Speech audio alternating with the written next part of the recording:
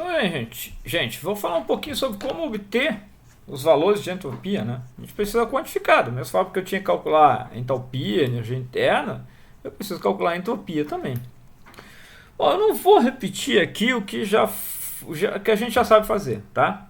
Então, os itens aí 6.2.1 até 6.2.4, ele repete aqueles métodos todos falando sobre as tabelas de vapor superaquecido, tabela de líquido comprimido, líquido mais vapor saturado, coisa e tal. Ele repete toda aquela teoria, só que agora tu está buscando a entropia em vez da energia interna ou da entalpia, tá? Então, na prática, a gente já sabe fazer isso. É só prestar atenção. Ó. Antes a gente vinha na tabela, peguei uma tabela qualquer aqui, ó, de líquido mais vapor saturado, tá? Líquido vapor saturados.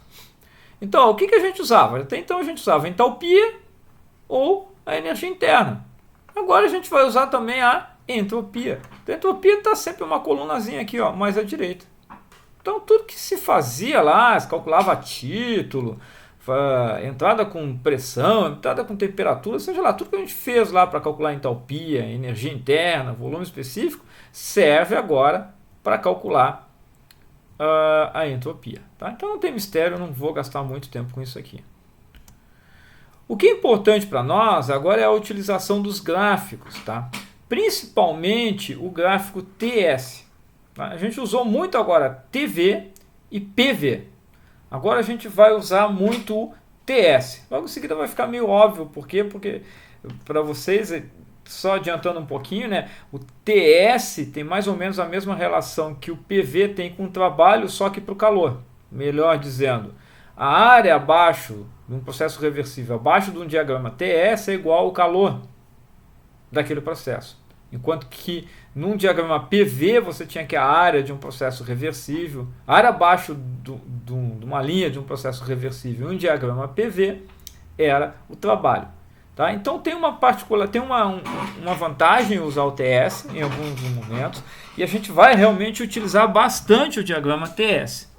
Notem que ele é bem parecido com o TV ou PV, né? Ele tem um ponto crítico que está aqui mais ou menos tá no cume aqui dessa minha curva aqui, laranjinha, né? À esquerda eu tenho a linha de líquido saturado, à direita eu tenho a linha de vapor saturado, tenho internamente aqui linhas de título constante, tá? E o que está chegando aqui, ó? Notem que aí está chegando aqui, ó, as linhas de pressão constante e de volume constante. A gente não vai efetivamente estar calculando propriedades a partir do gráfico, né? Mas a gente vai estar toda hora esboçando os gráficos e utilizando bastante esses gráficos para entender os processos. Então eu vou estar toda hora esboçando esses gráficos. A entalpia está aqui, ó. Isso aqui são linhas de isentálpicas, ó, de entalpia constante. Tá bem? Um outro gráfico que eu vou usar, que é importante também, mas eu não vou usar tanto, é o HS.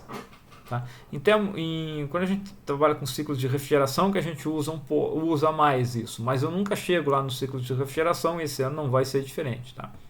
Então é um gráfico que eu vou usar uma vez só ao longo do curso agora, para calcular uma potência lá daqui a pouco, mais para frente, né? Então ele é importante, mas a gente vai acabar que a gente não vai usar tanto. Ele é um pouquinho diferente, ó, notem que o ponto crítico não está lá naquele cume lá, né? Ele está por aqui. Então eu tenho vapor saturado em toda essa linha aqui, o líquido saturado está para cá, para baixo, praticamente nem aparece. E aqui são as curvas de temperatura constante e pressão constante. Tá? Então ter em mente que a gente vai começar a usar esses gráficos agora, principalmente o TS. Vou usar bastante o TS. Aqui eu trago, ó, na época que a gente usa tudo tabela agora, é muito fácil fazer conta, né? Eu cheguei a usar, os meus professores usavam régua de cálculo, né?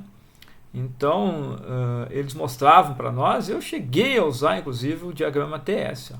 Não é uma coisa muito fácil usar um diagrama TS pela quantidade de informação que tem aí. Mas eu me lembro que a gente traçava os processos aqui no diagrama real aqui para buscar as propriedades. Eu avaliei propriedade no diagrama TS. Vocês não vão fazer isso, obviamente, a gente vai fazer tudo nas tabelas, tá? Que tem uma precisão muito maior, mas é bom saber que existe aqui. Lá no final do livro ele ainda traz esses diagramas TS e HS, se vocês e HS, né, se vocês quiserem também. Certo?